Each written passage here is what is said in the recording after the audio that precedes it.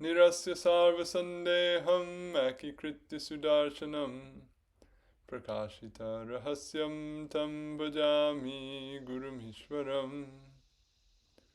Shri Govinda Pararavinda Marupananya Vilashujitan Purna Prema Rasutsavu Jalamano Vritti Prasannananan Shajvad Krishna Katha Mahamrita Payo Rasho Mudakelato Bande Bhagavatani Mananudavam Murdna Nipatyakshitu.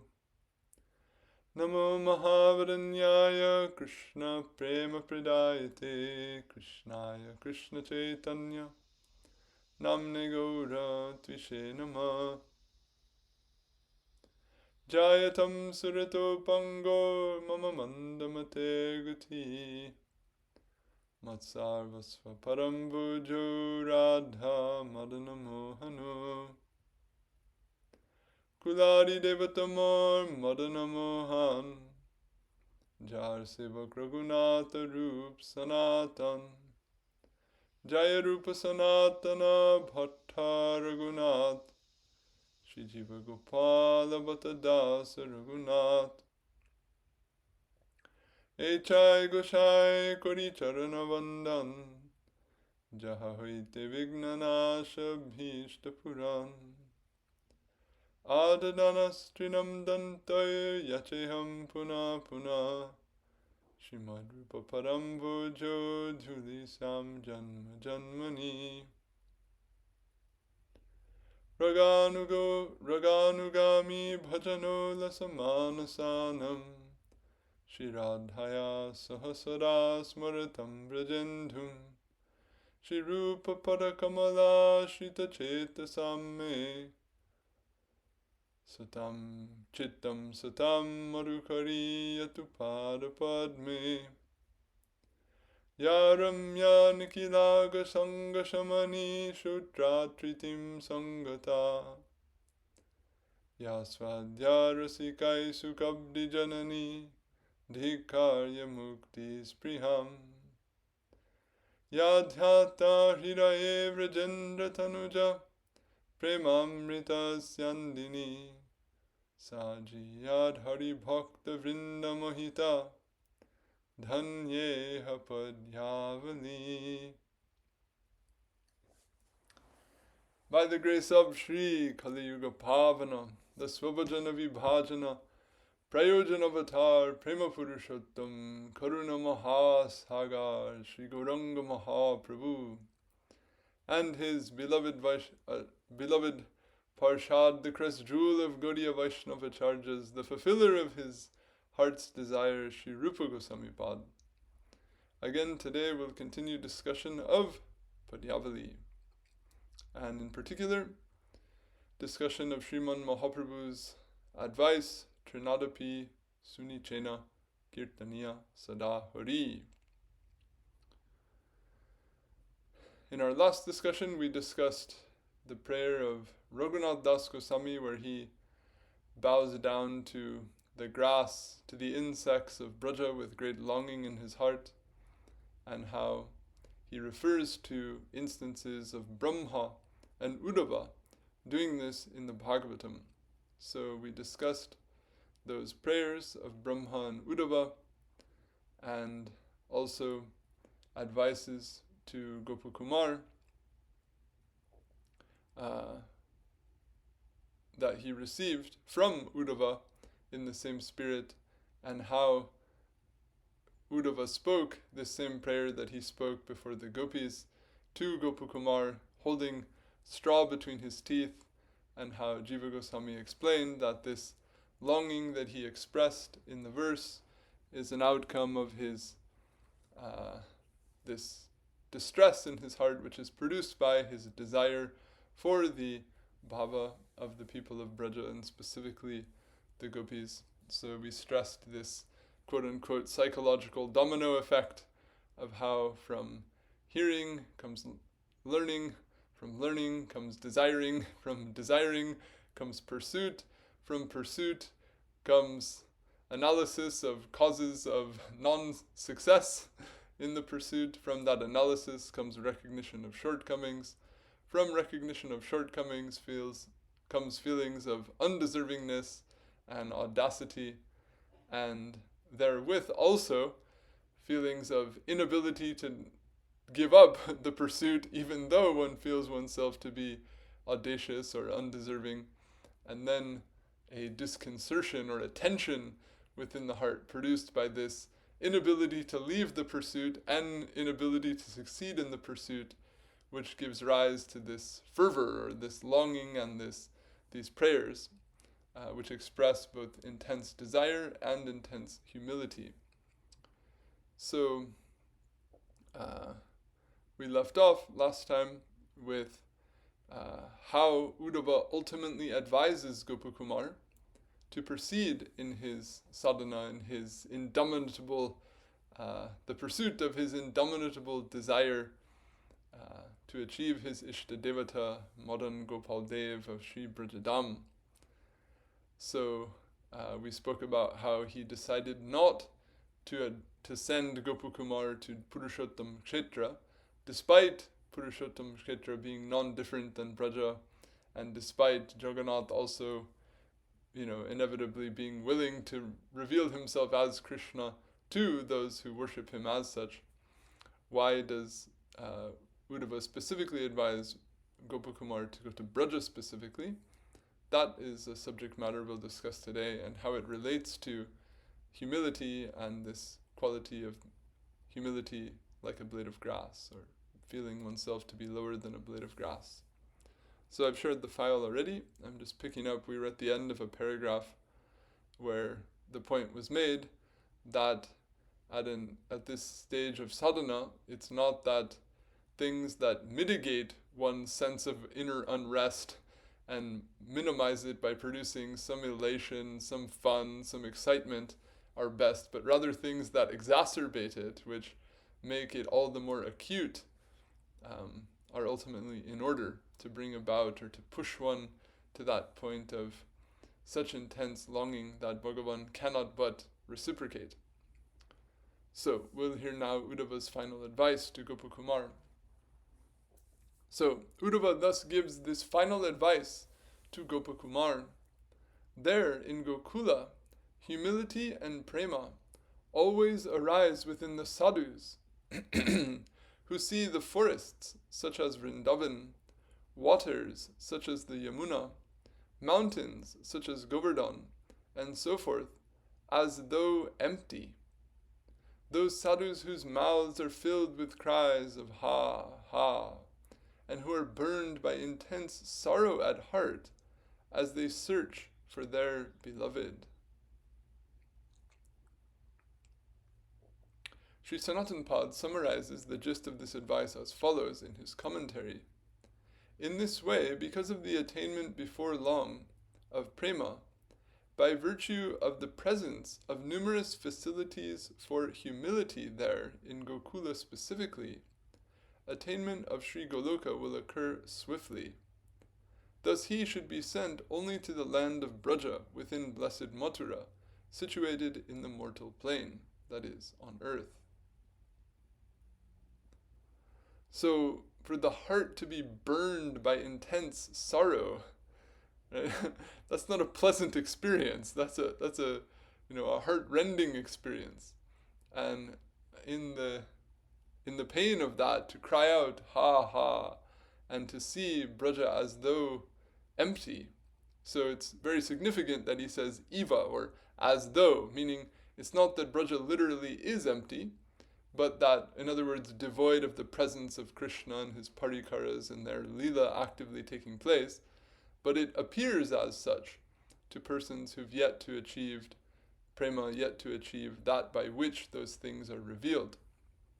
So that absence of their sight is also, in this case, described as favorable, or is described as nourishing to this sense of disconcertion or this heartache in the heart of the bhakta, the humility of the bhakta, and that which intensifies that heartache or intensifies that humility is here what is said to be in order, or what is said to be prescribed for Gopakumar. Sadhakas in general perceive Sri Bhagavan's abode of Brajadam on earth to be as though vacant, meaning as if devoid of his direct presence, and at all times other than when he directly manifests his leelas there specifically. So we have what's known as the Prakat Prakash, the Aprakat Prakash. So Bhagavan's leela is eternally going on, but it's not always manifest to the observation of jivas within a particular universe. So it's ever-existent manifestness, which is not shown, so to speak, is called an aprakata prakash. And when that ever-manifest lila is shown within a particular universe, then it's called a prakat prakash. So when the prakat prakash is not taking place, then Bhagavan's lila continues only in what is known as the aprakat prakash, and thus the land of Braja in that given universe, on that given earth, appears, as though empty or as though vacant. So thus Sri Sanatana Pad comments in regard to the mention of sadhus, quote, seeing the forest, waters, mountains, and so forth as though empty, shunyam eva, is that as though eva is stated because of the continuation of Bhagavan's lila in Braja being imperceptible to other persons. That is, they're continuing constantly and eternally, yet being imperceptible to all except the associates of Sri Bhagavan, who are direct participants in those eternal leelas that are unmanifest to the world of samsara, that is, his aprakat prakash leelas, and the exceedingly rare, fully accomplished bhaktas, or siddha mahatmas, who are blessed with direct perception of Sri Bhagavan's leelas, even while they remain embodied in samsara.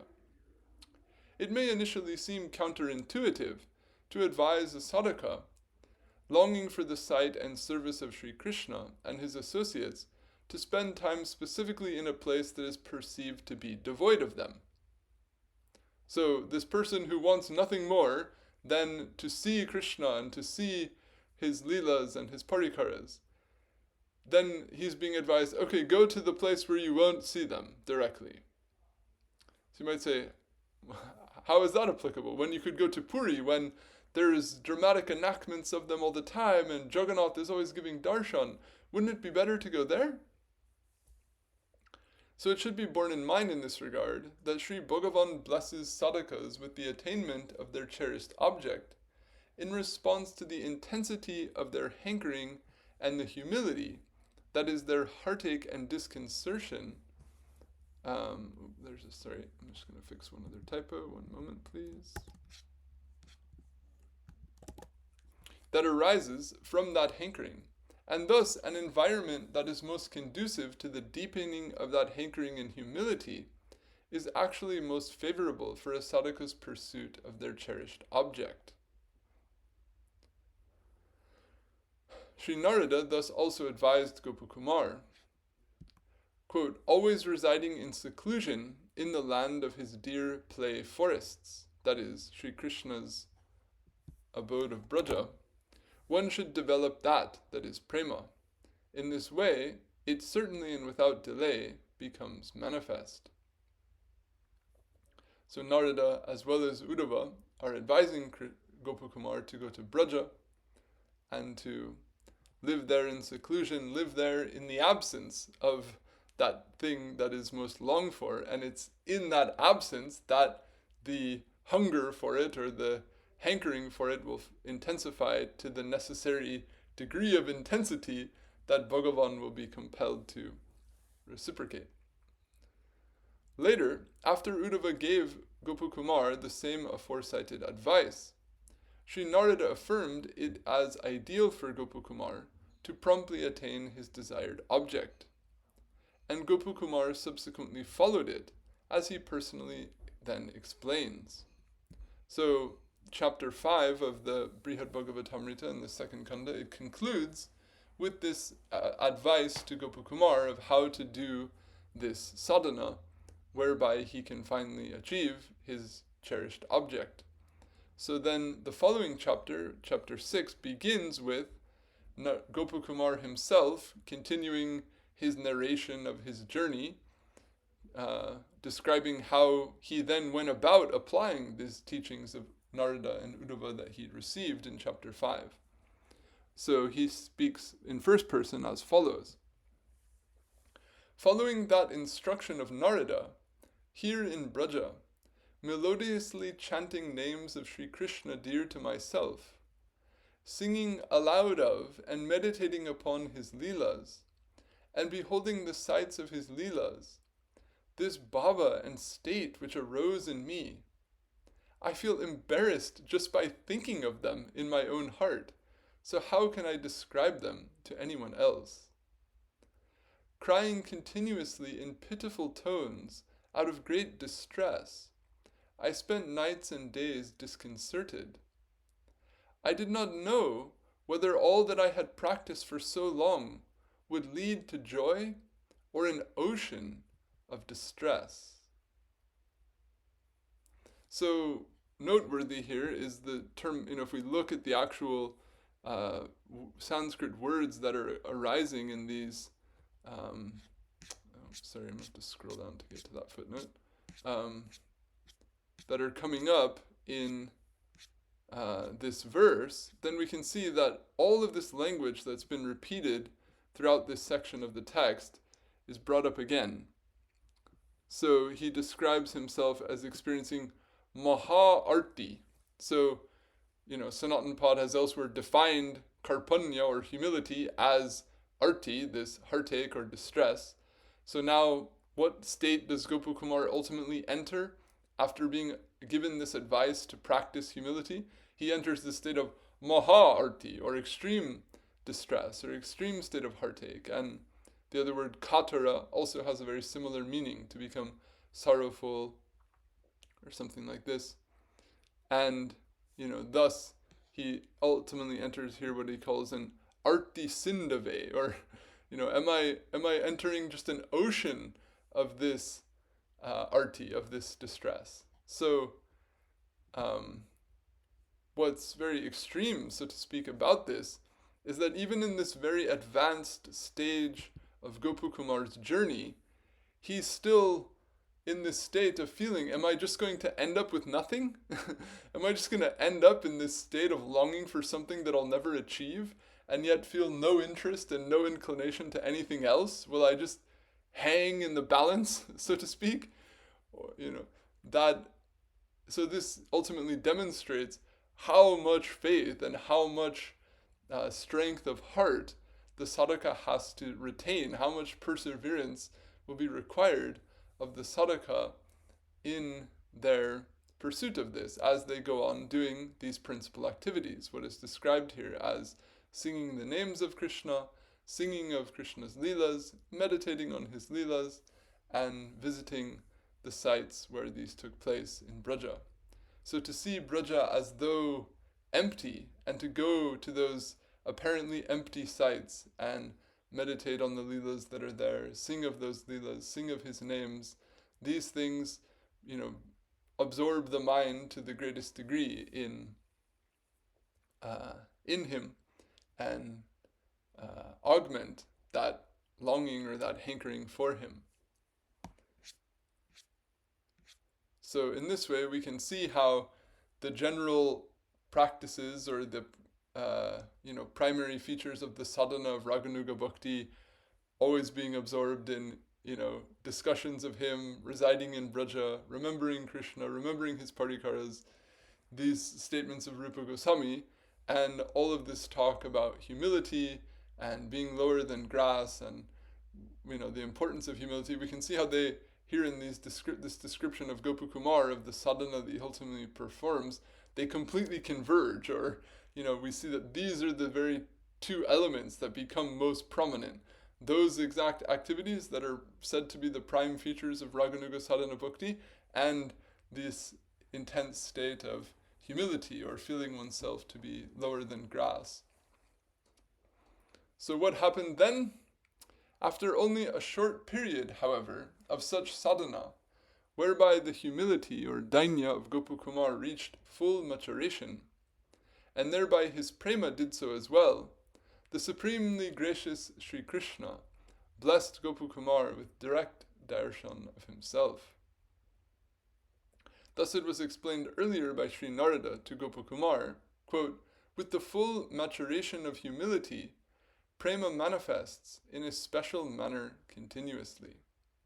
So prema will become manifest in the heart to the extent or the intensity that dainya or humility does.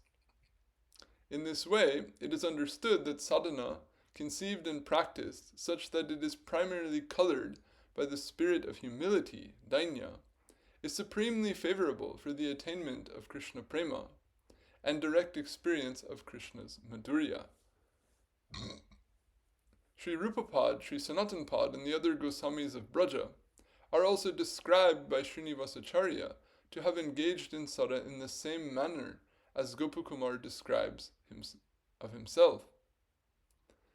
So, this point is an observation that Baba has made, which is that this sadhana that Gopakumar ultimately performs, see how this is also very much the way the Goswamis are ultimately described to have gone about their worship or their sadhana in this Shad Goswamiyastakam. So it ends with, and of course, before I read the verse, I'll just say that the verse that's chosen to end one of these stotras that poetically represent something usually gives prime emphasis, or the way the last image of the Ishta of the stotra is described is typically the most quintessential, if you will. So here the Goswamis are described as follows. O Radha, Brajadevika, Lalita, O son of Nanda, where are you? At the base of the desire tree near Govardhan? In the grove beside the Yamuna? Where are you? Calling out in this way, everywhere, throughout the abode of Braja, completely overwhelmed by lamentations, I offer obeisance to Rupa, Sanatana, the two Raghus, Sri Jiva and Gopal. So here we have a description of the Goswamis in this state of arti or lamentation, who are going about Braja as if it is empty, calling out to Radharani, to Krishna, to the Sakhis, and so forth. So, as Gopakumar is said to have done sadhana, so too the Goswamis. Although the humility described here of Sri Rupa and the other Goswamis can be seen as an example of the fully mature humility of an advanced sadhaka, like that of the humility of Gopakumar, described in the aforesaid verses of Brihad Bhagavatamrita, it can also be seen as an illustration of an even deeper ultimate form of humility, which Narada spoke of to Gopakumar, in contrast to the humility that can be cultivated by a sadhaka. So I've referred to a number of points in this final set of teachings of Narada and Uddhava to Gopakumar in chapter 5. And we discussed at length this definition of humility that was given, and then the instruction that one should act with the speech, mind, and body such that this humility becomes steadfast within the mind and unfavorabilities are avoided. Things that are unfavorable to it or contrarieties to it are avoided. Just after speaking of humility in that sense as something practicable, then Narada speaks about a second type of humility, or it's also humility, it's also referred to by the exact same word, but he describes it as a distinct category of humility. And I skipped over that because that's something that doesn't directly pertain to the process of sadhana, but rather is something experienced by siddhas. But now we come back to that to explain that when Gopakumar did reach that siddha stage, and as the Goswamis can also be conceived not as sadhakas but as siddha bhaktas, then what type of humility is experienced by them, there's also a further unique categorization to that. So this is explained as follows. quote, paramount humility. So before, all along it's been mentioning humility, but now we have paramam dainyam, or paramount humility. So, in other words, humility in the ultimate sense arises from the ultimate cause, if you will. So what would be the ultimate cause of humility? A cause that's not even applicable to those who are sadhakas.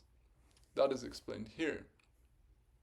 Quote, paramount humility, however, manifests with the full maturation of prema, like that of them, the ladies of Gokula, as a result of separation from Krishna. So here in this reference to sadhakas, it's been mentioning how to the extent that humility matures, to that extent the attainment of prema comes about.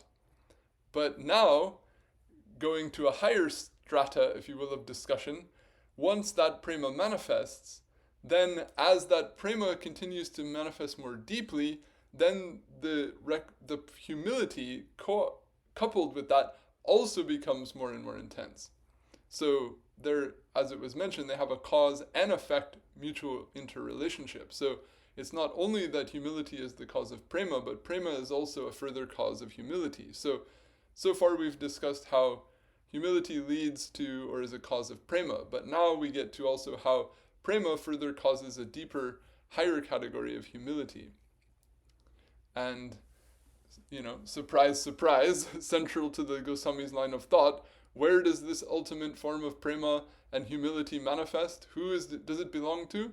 To the Brija Gopis, they who are, front line, through and through everywhere, recognized as being the paramount bhaktas, the paramount parikaras of Sri Bhagavan. So in this respect also, they're most exalted. So let's look at Sanatana Pad's commentary on this verse, which is a bit long, but for good reason. Having already described the humility of the world, attainable by the perseverant effort of an embodied being. In other words, sadhakas, the humility that can be had by people in the world, sadhakas who are in the process of transcending the world, if you will. Having described that, Sri Narada also speaks also of that humility which is beyond the world and produced specifically by the grace of Sri Bhagavan. Dainyam, he speaks this verse. Paramount, paramam humility, however, manifests with the full maturation, that is, only with the paramount fixity of prema, that is, of a particular bhava related to Bhagavan. Why? In general, separation from Bhagavan Sri Krishna exists indeed in the case of nearly everyone otherwise, that is, in all of the other residents of Braja led by the gopis, and other associates of Sri Bhagavan. And still such humility certainly does not arise in all such persons who exist in a state of separation from Krishna.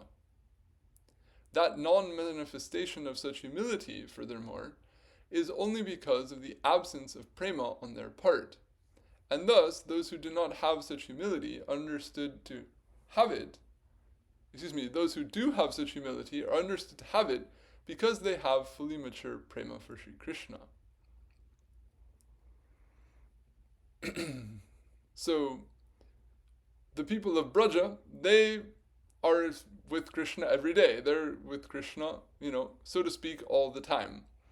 And those who are not there in the divine abode of Braja, they're not. They're in the absence of Krishna. But we don't see that everyone who's in the absence of Krishna experiences this profound state of humility. So why not? Because they don't have the prema that's had by the people of Braja. So he's saying that the non-manifestation of this humility is because of the absence of prema. The inferiority of the aforementioned type of humility, or the humility that is attainable by a sadhaka through their efforts, as was described in the previous verses, even in regard to this type of humility produced directly by Bhagavan's grace, that manifests with the full maturation of prema for him, described in Brihad Bhagavatamrita 2.5.224, that is the verse that's being explained here in this commentary, is indicated by the word however, too. So he defined humility, he instructed that it should be practiced, and then he says, paramam dainyam too, but the supreme humility is something else. Its cause is of another category. So he indicates a categorical distinction by the use of the word too. Furthermore, how does that superior type of humility come about, and of what nature is it?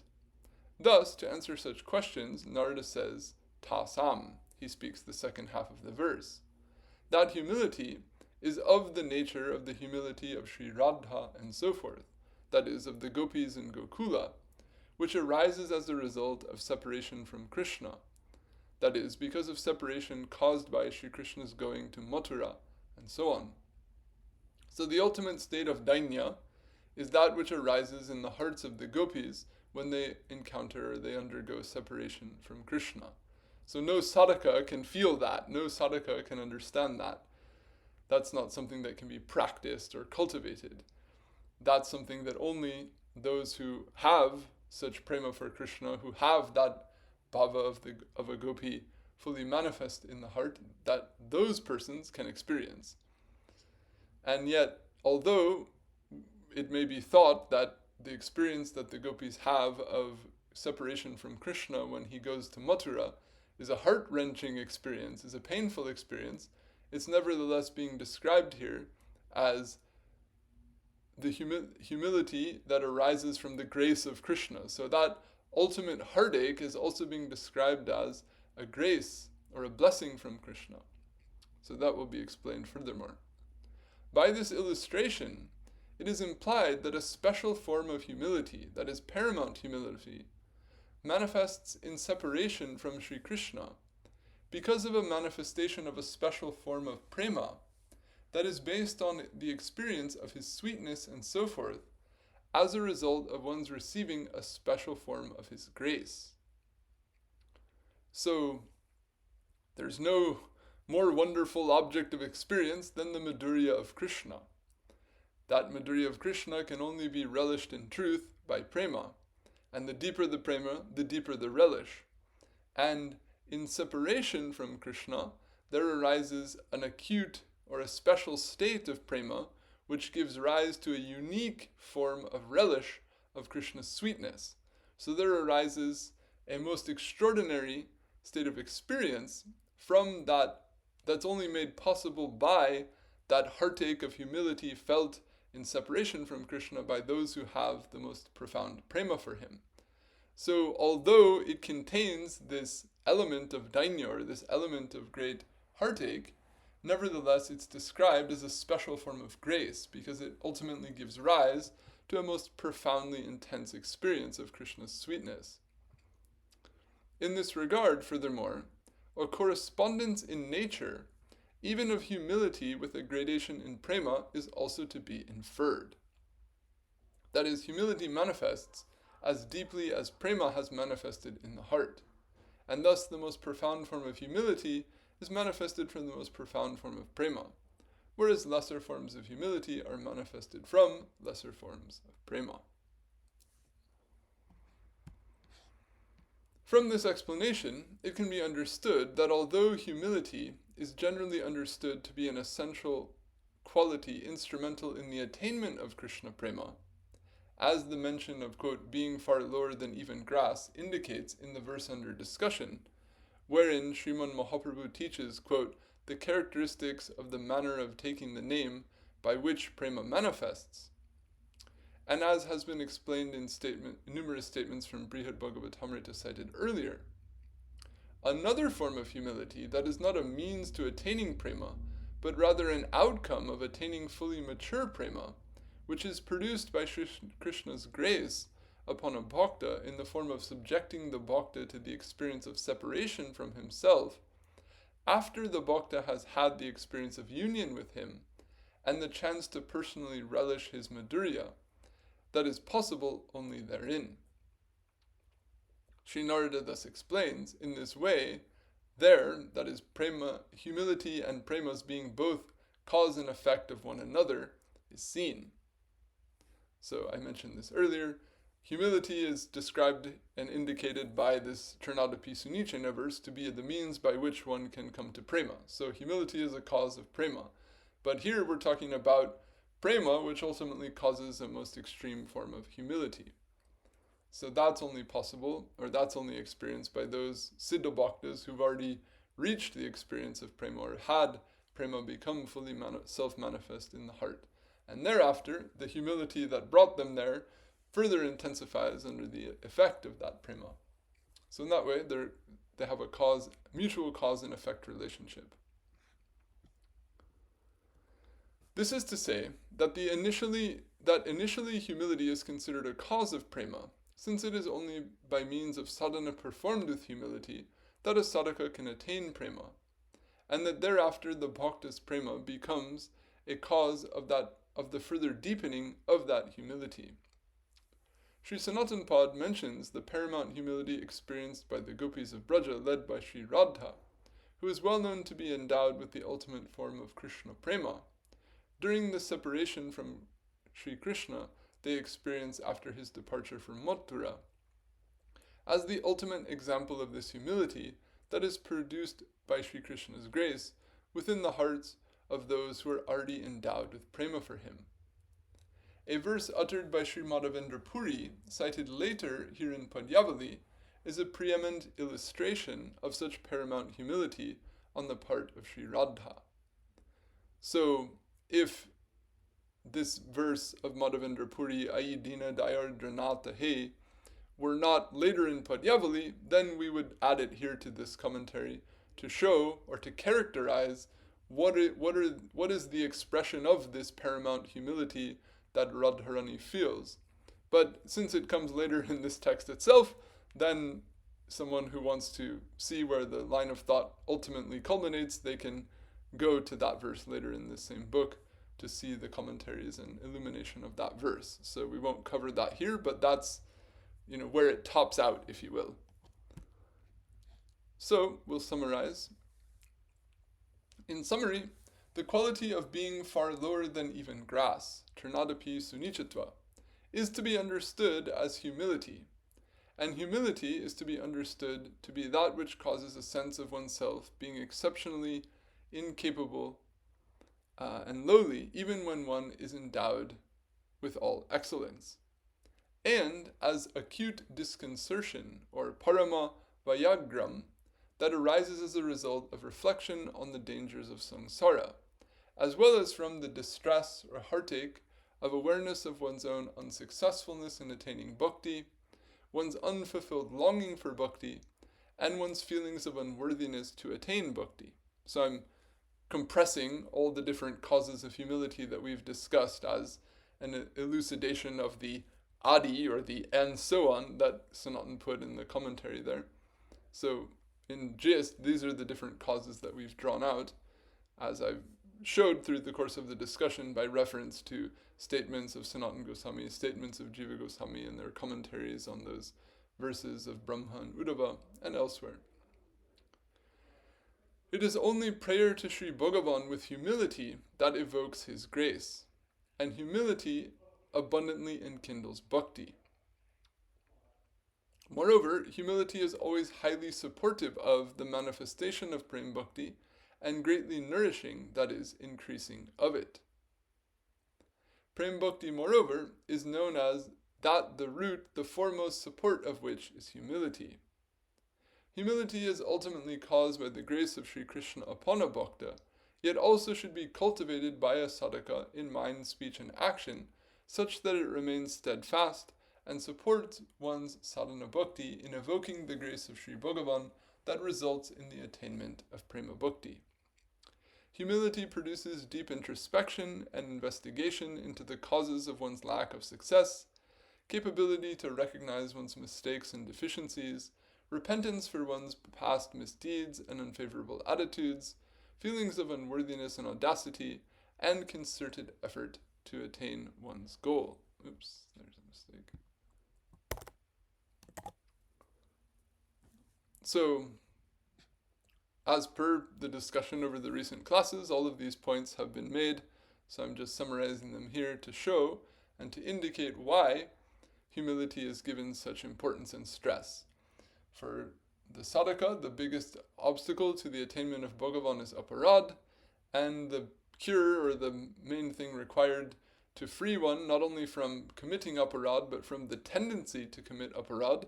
There's nothing more insulating or that inoculates one better from the tendency to offend than this humility, because this humility produces introspection, it produces understanding of one's shortcomings, it produces vigilance about rectifying one's attitudes and behaviors, it leads to concerted efforts to achieve one's goal, it leads to, care and caution in one's social dealings, etc., because it has such a favorable and healing, if you will, influence over one's attitudes and thoughts. It's considered to be the primary thing required to free oneself from the tendency to commit aparad. So that concludes the discussion on the subject of Tṛṇād sunīcena, specifically the fourth of the four qualities in this verse. So I'll stop here for today, and we'll start fresh in the next discussion with a summary, and bringing together these four qualities that we've discussed, and a conclusion of how this verse of Mahaprabhu is meant to be practiced. So that'll come in the next class, and then our extended discussion of this verse, which perhaps may be excessively elaborate, but I feel is contains many very fundamental, important points. We'll conclude, and we'll get back into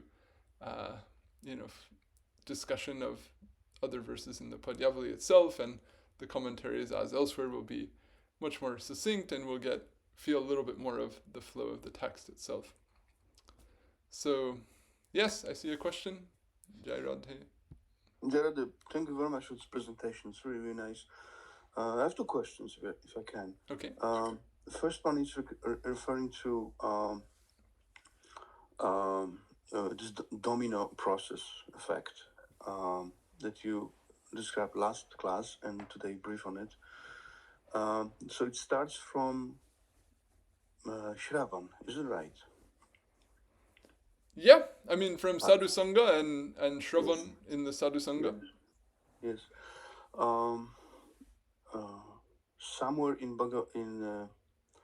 and we know from teaching us Mahaprabhu, he stressed very much on kirtan. And I didn't check, but there's a verse in Mahaprabhu who says that kirtan is beginning of, it's most important. And I didn't check this quote or where it is in Chaitanya Charitamrita. I just heard of it, but it also I find myself is very conflicting to me, because actually, how can you do kirtan without hearing? It seems like Shravan is absolute beginning for even to have a kirtan. So can you just mention what or clarify? Is anything, if you can explain this conundrum? So yes, there are statements in the Charitamrita where Mahaprabhu gives some analysis of the best forms of sadhana bhakti, and from numerous, there are 9, among 9 there are 5, among 5 then Shravan and Kirtan are described as best, and if even between Shravan and Kirtan, then it says that Kirtan would be the ultimate sadhana. This statement is there. So it doesn't say that means Kirtan is an independent sadhana. It says that it's, quote, the best sadhana. Mm-hmm. But Jiva Gosvami in Bhakti Sandarbha, he describes Shravana, or hearing, as the only nirapeksha sadhana, or the only sadhana that isn't dependent upon other types of sadhana. So the implication is that one cannot properly do kirtan without having sufficiently done shravan. That's it. That's just, yeah, exactly. It's logical, How can you repeat, the word, people think kirtan means singing or glorifying, but, the dhatu kir, or kir, it fundamentally refers to repeating something. Like something is glorious because it's renowned because it's spoken about, because it's something that's being uttered or repeated again and again. So how can you repeat what you've never heard? How can you, glorify something? How can you speak with any meaning in your words or any understanding of the meaning of what you're saying if you haven't heard about it and grasped what it is that you're saying? So Shravana is, according to Jiva Gosvami, a sufficiently powerful sadhana to lead to all siddhi, and the only nirapeksha sadhana, the only sadhana that's not dependent on any other. So in that sense, we can say that Shravana should be given the greatest stress, because unless you do this, you're not going to succeed in kirtana. But in the ideal sense, if we speak about, persons and the application of the whole process in the most ideal manner, then it can be said that someone who does Shravana in a fully nourished, comprehensive way, that person can become even more absorbed in what they've heard by also articulating it, by also singing of it, by also praising it, by also speaking it out, so to speak. So there isn't necessarily a contradiction between these two ideas, but the idea that let's just all chant the names and not, learn what the Goswamis ever taught, this is where it goes like wing off into this other zone, which, a lot of people seem happy with. But for those who enter into Goswami Grantha, it just appears a bit strange. Anyhow, we don't want to deprecate anyone's preferences or what have you. We honor all Vaishnavas and however they wish to glorify the Lord. But in that way, we can say that yes, kirtan can be described as the ultimate sadhana, but it's not independently such, but rather when properly fortified, supported, nourished by Shravana, then there is a scope for some added level of absorption in the content that one has heard by engaging personally in kirtan of it. And in that sense, it may be given a sense of superiority. But we can also remember when Mahaprabhu identified kirtan as supreme, he also put Shravana as a very close second, So it's not that there's anything deficient in the process of Shravana. And as Jiva Goswami said, it's an independently capable sadhana of leading to all siddhi. So this idea that it's the best sadhana, that doesn't necessarily mean that that's the thing that everyone has to do.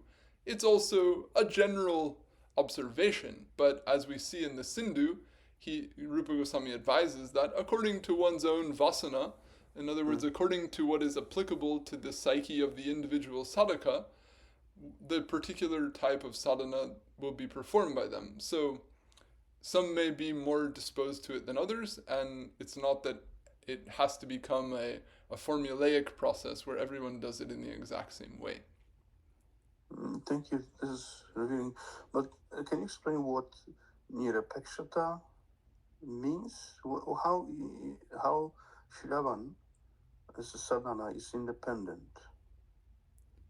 Because in my understanding, he is dependent on a participant and a book and guru and sadhu sangha, is it not? Definitely dependent on those things. When Jiva Goswami describes it as nirapeksha, he means not dependent on another type of sadhana. It's not, in other words, you don't need to have done puja to do shravana. You don't need to have done kirtan to do shravana. You don't need to have done smarana to do shravana. In that sense, it's independent. The scope of the intended meaning of the word independent is with reference to other varieties of sadhana bhakti. Interesting. Okay, let me think about it. Another question I have. I explain a lot about humility and there's a lot of definitions. Let's say, there's a lot of statements that be taken as definitions, and so whatever I hear, please correct me. I understood so far that humility is divided in two. One is of aspirant, one is to obtain prema. So basically, there's humility before obtaining prema, hankering for prema. Another type of humility, which is of a completely different substance, is the humility that comes out of prema, obtaining prema. Is that correct? Yeah, I mean, in the case of the sadhaka, humility is the outcome of having the yet to be fulfilled desire for prema. And in the case of the siddha, it's the hankering for the object of prema that remains unfulfilled as a result, or the distress or the acute disconcertion that's felt as a result of the desire for the object of prema when it's removed from one by something like separation. It's like removed by separation? I'm not sure. I understand. Means the prem bhakta, their primary object is their ishta, Krishna. They want to serve Krishna, they want to have darshan of Krishna. Then, when they are separated from Krishna by him going off to the forest or going off to Mathura, then their desire to see him, to personally serve him, remains unfulfilled until they have his darshan again. Okay. So in that his absence, the disconcertion, the unrest that they feel, that is what is called dainya. Oh, really? But actually it's part of their bhava. It's part of the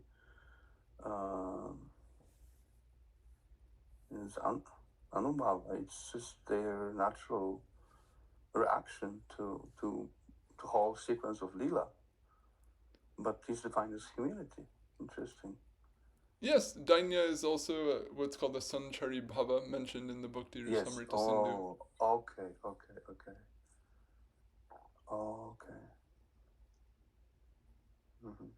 So, in a platform of before obtaining prema, where someone hankers the object of prema, it's this kind of state of mind or heart is inspired by realizing one's own inability to obtain something the sadhaka learns by Shravan, mostly. Is that right? Yeah, you could say that. Okay. And there are some other requirements for this to manifest, but I could explain last time.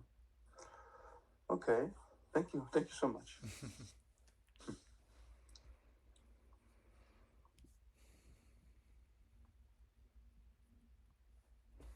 All right, well, let's conclude here for today, and in our next discussion, we'll come to the concluding portion of our explanation of this Tṛṇād sunīcena verse. Vaishnavebhyo namo nama. Jai Shri Guru, Jai Shri Gaur, Jai Shri Radhe. Jai Shri Ram.